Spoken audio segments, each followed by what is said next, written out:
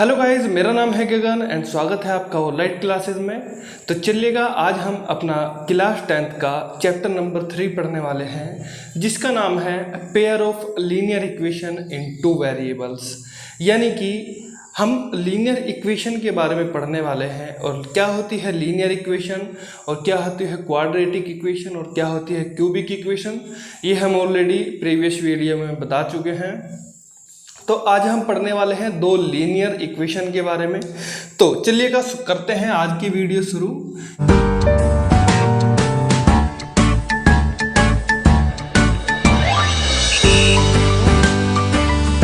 ये है हमारा chapter number 3,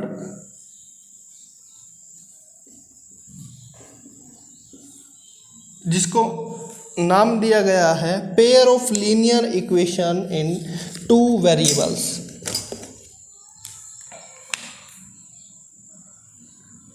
Pair of linear equation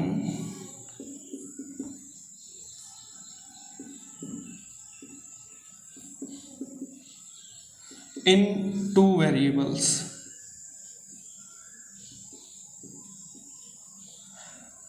आज हम अपनी एक्सरसाइज नंबर 3.1 के कुछ क्वेश्चंस देखने वाले हैं। कुछ बेसिक क्वेश्चंस जो आपको पता होने चाहिए और उसी के ऊपर कई सारे आपसे एग्जामिनर क्वेश्चन पूछ लेता है। ठीक है, तो सबसे पहले बात करता हूं मैं इसकी नाम की चैप्टर की। तो सबसे पहले बात करूं पेयर की, तो पेयर मतलब होता है आपका जोड़ा।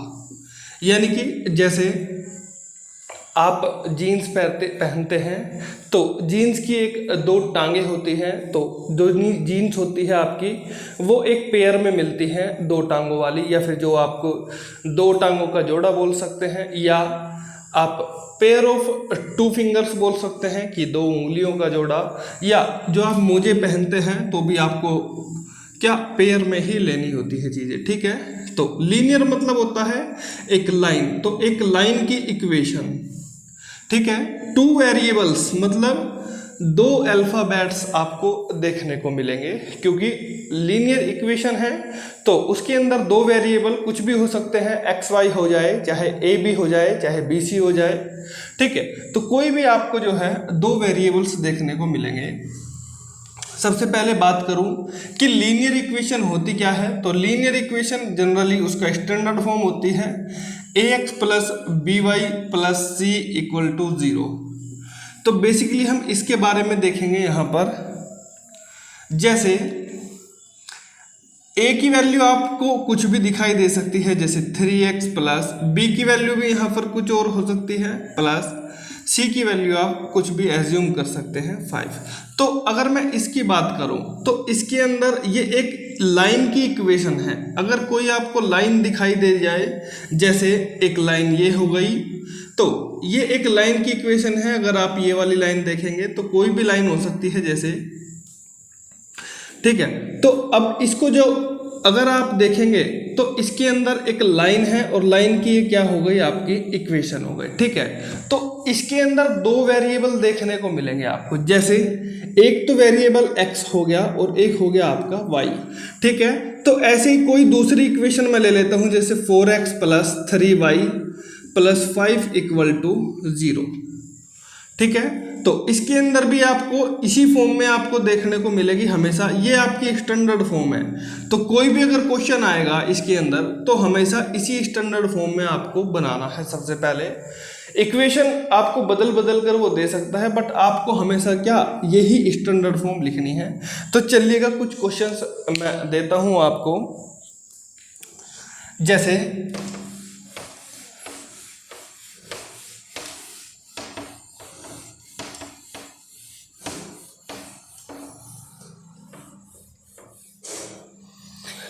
जैसे सबसे पहला क्वेश्चन है हमारा 5x minus 4y, 5x minus 4y equal to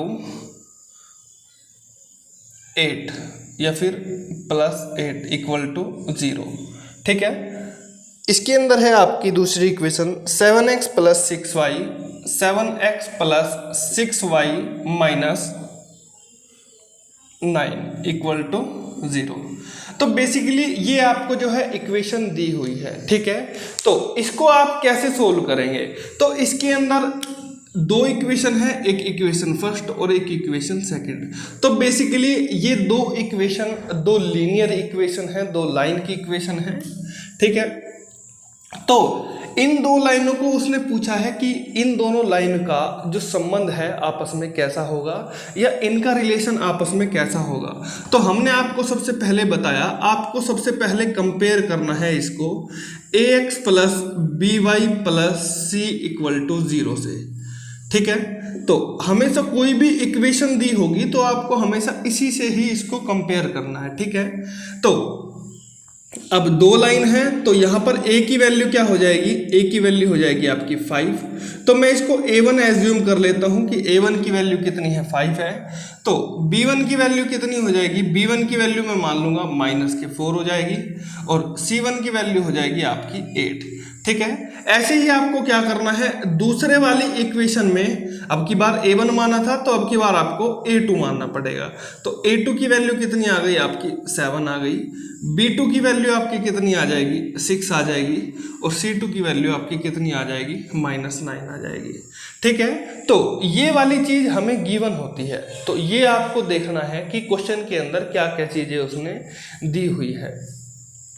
अब हमारे पास एक चीजें आती हैं, 3 रूल होते हैं आपके इसके अंदर कि अगर a1 अपॉन a2 बराबर हो जाए b1 अपॉन b2 के या c1 अपॉन c2 के, तो ये सबसे फर्स्ट कंडीशन बनती है। अगर a1 अपॉन a2 और b1 अपॉन b2 या c1 अपॉन c2 इक्वल हो जाए, देन इस कंडीशन में सबसे पहली चीज इन दोनों इक्वेशन के, इन दोनों लीनियर इक्वेशन के मैनी सॉल्यूशन होंगे। कितने सॉल्यूशन होंगे जी, मैनी सॉल्यूशन होंगे, ठीक है।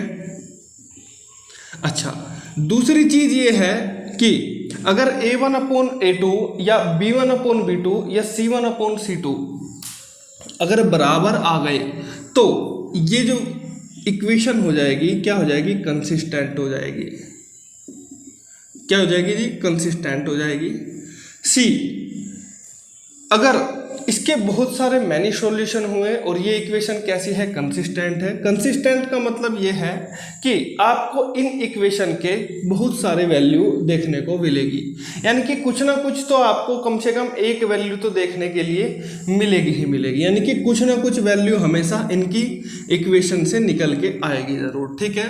अच्छा, तीसरा पॉइंट आपको ध्यान रखना है कि अगर a1 अपॉन a2 या b1 अपॉन b2 या c1 अपॉन c2 इक्वल होता है तो ये लाइन हमेशा कोइंसिडेंट करेंगी। क्या करेंगी जी, कोइंसिडेंट करेंगी। कोइंसिडेंट होने का मतलब है कि एक लाइन जैसे मान के चलो इस पॉइंट से चली गई, ठीक है, तो दूसरी लाइन भी आपकी इधर इसी पॉइंट से चली गई, तीसरी लाइन भी इसी पॉइंट से चली गई, या चौथी लाइन भी इसी पॉइंट से चली गई। मतलब कि बहुत सारी लाइन जो एक ही पॉइंट से होके जाए, यानी कि उसी को बोलते हैं कोइंसिडेंट। या बहुत सारी ऐसी लाइन जो एक ही प्लेन से होके जाती है तो उसी को बोला जाता है बेसिकली कोइंसिडेंट, ठीक है। आई होप आपको जो है अच्छे से समझ में आ गया होगा कि कोइंसिडेंट मतलब क्या होता है, ठीक है। तो अब मैं देखता हूं कि ये जो इक्वेशन दो आपकी दी हुई है इसके अंदर कौन सी कंडीशन बन रही है, ठीक है। तो एक बार हम चेक कर लेते हैं, क्या a1 upon a2, a1 upon a2 कितना है जी, 5 अपॉन 7 है, और b1 अपॉन b2 कितना है भैया, b1 अपॉन b2 उसने दिया हुआ है -4 अपॉन 6, और c1 अपॉन c2 कितना है जी, c1 अपॉन c2 है -8 अपॉन 9। अब आपको चेक करना है क्या a1 अपॉन a2 या b1 अपॉन b2 के इक्वल है, तो क्या ये वाली चीज इसके आपको इक्वल दिखाई दे रही है। आप कहोगे sir a1 upon a2 equal नहीं है b1 अपॉन b2 के, ठीक है। अगर ये दोनों चीज इक्वल नहीं है तो ये हमारी बनती है दूसरे वाली कंडीशन। दूसरे वाली कंडीशन में अगर a1 अपॉन a2 और b1 अपॉन b2 इक्वल नहीं है तो ये जो लाइनें बनेंगी ये सबसे पहली चीज एक तो इंटरसेक्टिंग लाइन होगी। कौन सी लाइन होगी जी, इंटरसेक्टिंग लाइन होगी। अच्छा, दूसरी कंडीशन ये है इसकी कि अगर a1/a2 और b1/b2 डज नॉट इक्वल, ये इक्वल नहीं है, तो दूसरी कंडीशन ये होगी कि इनका एक यूनिक सॉल्यूशन निकलेगा, only one unique solution, only one unique solution. ठीक है, ये वाली कंडीशन हो गई। और क्योंकि कुछ ना कुछ वैल्यू ज़रूर निकली है, एक सॉल्यूशन तो निकला है, तो इसीलिए इसकी वैल्यू भी क्या हो जाएगी, ये भी आपका कंसिस्टेंट हो जाएगा। ठीक है, तो कौन से वाली कंडीशन इसके अंदर फॉलो होगी, आप कहोगे सर इसके अंदर दूसरे वाली कंडीशन सेटिस्फाई हो जाएगी, क्योंकि a1/a2 does not equal to b1/b2। ठीक है, ये क्वेश्चन आपकी बुक का था, आप इसको ट्राई कीजिएगा। आई होप क्वेश्चन आपको समझ में आया होगा। तो चलिएगा मैं कुछ क्वेश्चंस और ले लेता हूं। इसके अंदर केवल और केवल आपको 3 कंडीशन पढ़नी है। 3 कंडीशन अगर आप पढ़ लेंगे तो आपका काम बन जाएगा। पूरी की पूरी एक्सरसाइज आपकी इसी के ऊपर है। तो चलिएगा मैं इसको देख लेता हूं, कोई सेकंड क्वेश्चन को। सेकंड क्वेश्चन है हमारा 9x + 3y, 9x + 3y + 12 = 0, 18x + 6y, 18x + 6y + 24 = 0। ठीक है, दूसरा कंडीशन हमारी ये वाली बनती है। तो देखिएगा जरा ध्यान से इसको।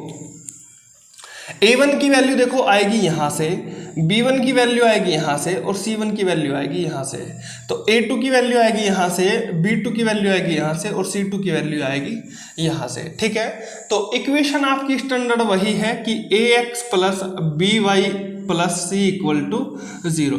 कभी कभी वो एक नंबर में पूछ लेता है कि लीनियर इक्वेशन की स्टैंडर्ड फॉर्म क्या होगी, तो बिल्कुल सिंपल सा है, ax + by + c = 0। ठीक है, तो a1 की वैल्यू आपकी 9 आ गई, a2 की वैल्यू आ गई आपकी 18। ठीक है, अच्छा, b1 की वैल्यू आपकी 3 है और b2 की वैल्यू कितनी है, 6 है, c1 की वैल्यु आपकी 12 है और c2 की वैल्यू आपकी कितनी है, 24 है।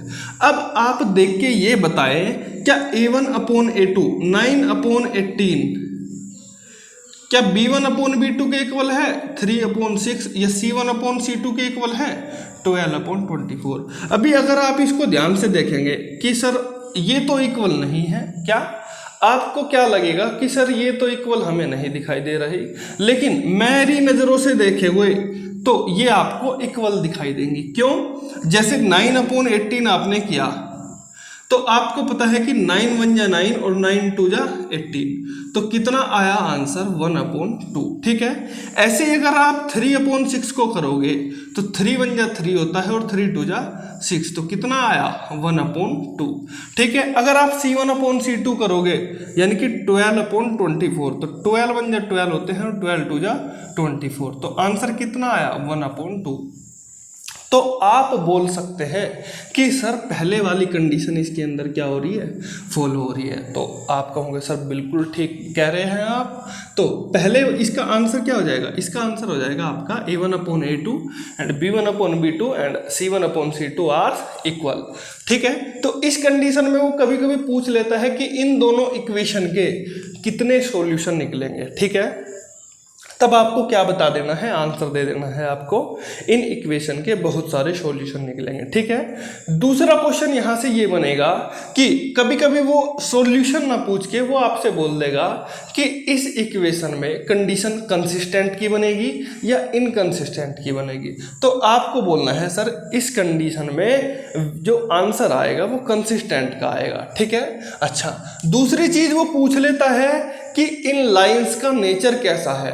तो नेचर अगर आपसे पूछेगा तो आपको बताना है सर नेचर इसका कोइंसिडेंट होगा, यानी कि ये दो लाइन क्या होंगी, एक ही पॉइंट पर आकर मिल जाएंगे। ठीक है, अब नेक्स्ट क्वेश्चन मैं आपको दिखा देता हूं एक बार कि थर्ड कंडीशन कौन सी बनेगी इसके अंदर से।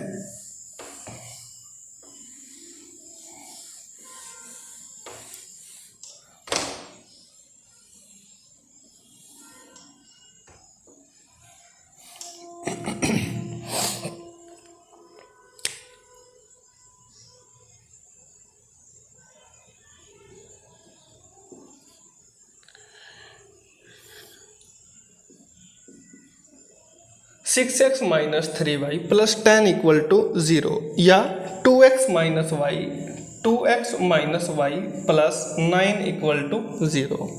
ठीक है, ये आपका क्वेश्चन है, तो इसको आपको ट्राई करना है। एक बार खुद से ट्राई कीजिएगा कि a1/a2 अब डायरेक्ट कर रहा है आपको अभी, है ना, तो ये वाली चीज अब आपको लिखने की जरूरत नहीं है, इतना तो आपको समझ में आ ही गया होगा। अब मैं इसको कर देता हूं रफ। ठीक है,